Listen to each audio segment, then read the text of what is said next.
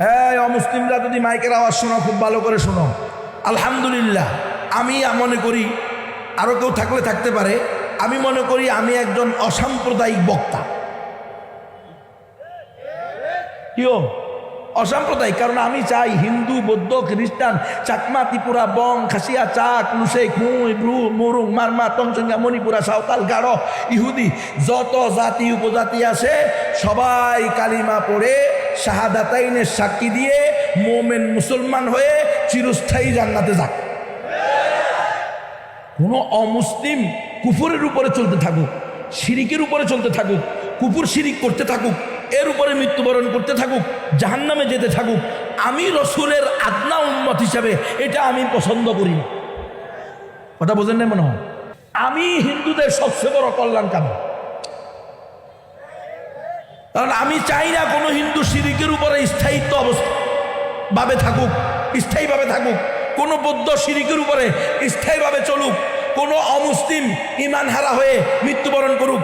আমি চাই প্রত্যেক অমুসলিম কালিমা পড়ুক, লা ইলাহা ইল্লাল্লাহু মুহাম্মাদুর রাসূলুল্লাহ, সাক্ষী দিক আশহাদু আল্লা ইলাহা ইল্লাল্লাহু ওয়া আশহাদু আন্না মুহাম্মাদান আবদুহু ওয়া রাসূলুহু। আমি সাক্ষ্য দিতেছি এক আল্লাহ ছাড়া কোনো উপাস্য নাই।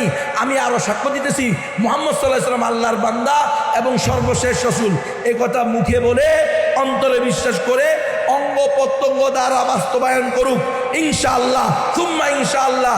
সে যদি 80 বছরের কাট্টা হিন্দু হয়, কাট্টা বৌদ্ধ হয়, কাট্টা কাফের হয়, অমুসলিম হয়, সে যদি আজকে ইখলাসের সাথে বলে লা ইলাহা ইল্লাল্লাহু মুহাম্মাদুর রাসূলুল্লাহ, তার 80 বছরের গুনাহ শেষ। আল ইসলামু ইয়াহদিমু মা কানা ক্বাবলা।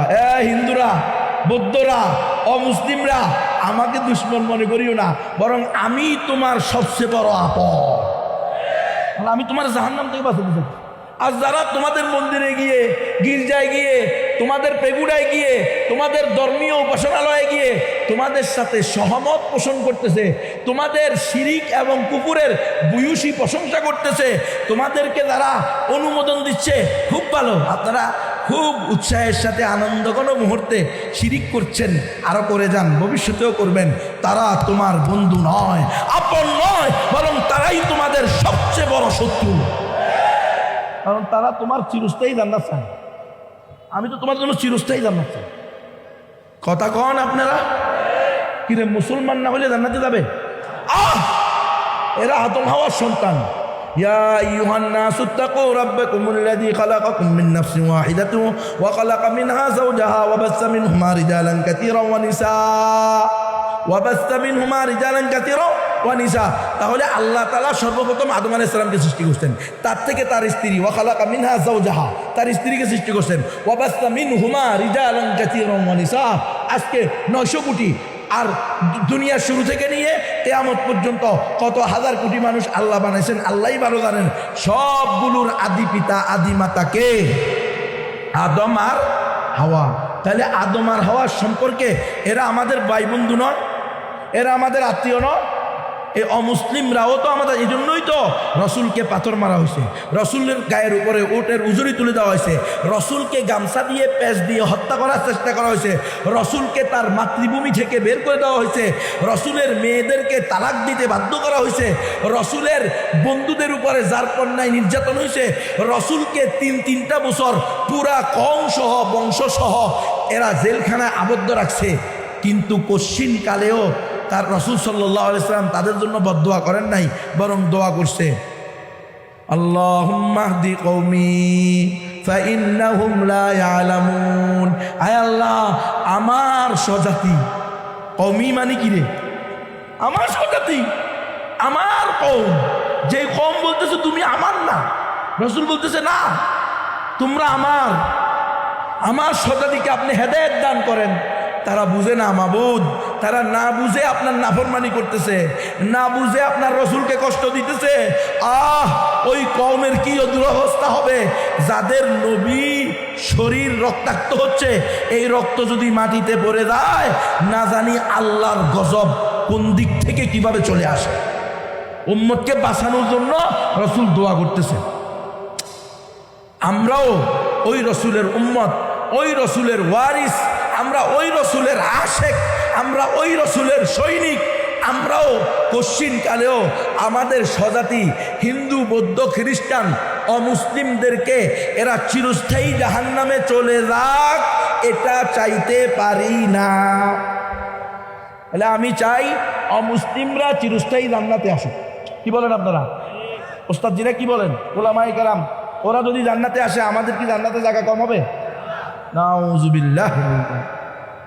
রব্বুল আলামিন ওয়ালাকুম ফিহা মা তাশতাহি আনফুসুকুম, যা চাইবা তা পাইবা। বড় হুজুর যেরকম যা চাইব তা পাইব। যদি আজকে 90 বছরের হিন্দু মালাউন মুসলমান হয়, মুশরিক ইমান আনে, কাফির ইমান আনে, ইহুদি ইমান আনে, তওবা করে, ইখলাসের সাথে মুসলমান হয়, সেও আল্লাহর কাছে যা চাইবে তা পাবে। পাবে কি পাবে না? না আল্লাহর কাছে অভাব আছে? হ্যাঁ, ওয়ামা কানা আতাউ রাব্বিকা মাহজুরা, তোমার রবের দাম সীমাবদ্ধ না। আরে মিয়া, এই হুজুরের কাছে আজকে 10,000 টাকা ছিলাম দিল, কালকে 10,000 টাকা ছিলাম দিল, পরশুদিন চাইলে বেটা কি পাইছো, প্রতিদিন টাকা করবো, ঠিক না রে? আর আল্লাহ কয় আমার মানলাম ইয়াসালিল্লাহ ইয়াগদাব আলাইহি, যে আমার কাছে চায় না আমি তার উপর অসন্তুষ্ট হই। আল্লাহু আকবার।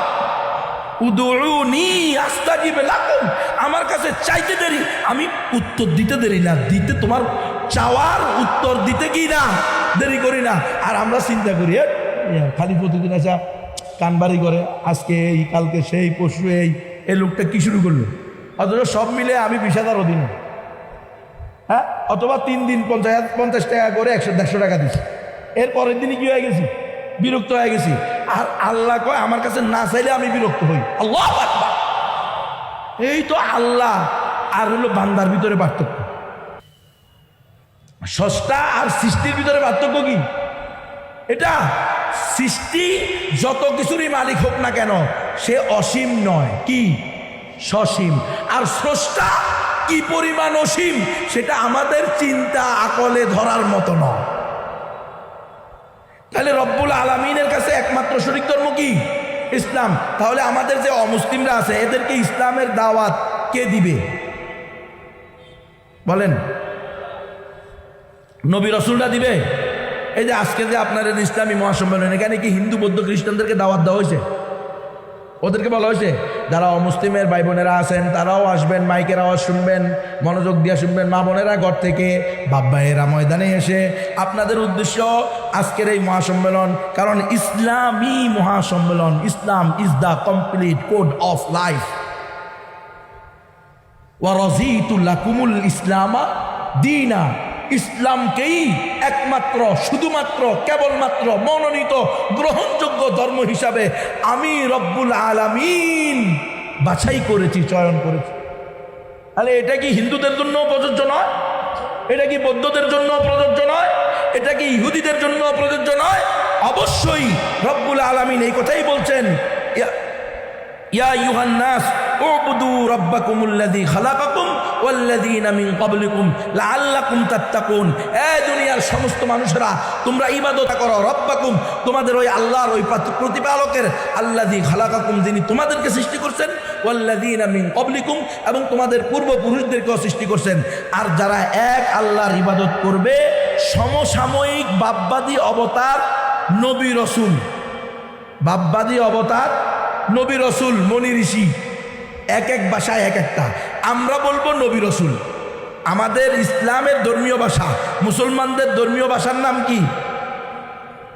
আরবি। হিন্দুদের ধর্মীয় ভাষার নাম কি? সংস্কৃতি, নাকি? বৌদ্ধদের ধর্মীয় ভাষার নাম কি? পালি। ইহুদি এবং খ্রিস্টানদের ধর্মীয় ভাষার নাম কি? হিব্রু এবং অ্যারামিক। তাহলে আমরা আরবিতে বলি। ইসলাম, আল্লাহ তাআলা বলছেন কি, যে সমস্ত মানুষ তোমরা কার ইবাদত করো? এক আল্লাহর ইবাদত করো, যিনি তোমাদেরকে সৃষ্টি করছেন, তোমাদের পূর্বপুরুষদেরকেও সৃষ্টি করছেন, লাআল্লাকুম তাত্তাকুন, যাতে তোমরা মুত্তাকি হও। মুত্তাকি কারা হবে? যারা সমসাময়িক বাপবাদী অবতার নবী রসুল এর অনুসরণে রব্বুল আলামিনের প্রেরিত জীবন বিধানকে নিজের জীবনে এক্সারসাইজ করবে, প্র্যাকটিস করবে। প্র্যাকটিসিং মুসলিম হবে। শুধু নামে মুসলিম না, কি মুসলিম? প্র্যাকটিসিং মুসলিম, কাজেও মুসলিম। নামে মুসলিম আর কাজে হলো বিশ্বাস করে সকল ধর্ম সঠিক, তো মুসলিম নাকি? সকল ধর্ম সঠিক বিশ্বাস করলে মুসলিম থাকবে? কখনো নয়। তাহলে আমাদের আকীদা, আমাদের বিশ্বাস, মুসলমান ছাড়া আর কেউ জান্নাতে যাবে না, ইসলাম ছাড়া অন্য কোনো তন্ত্রমন্ত্র আদর্শ ধর্ম আল্লাহর নিকট গ্রহণযোগ্য না।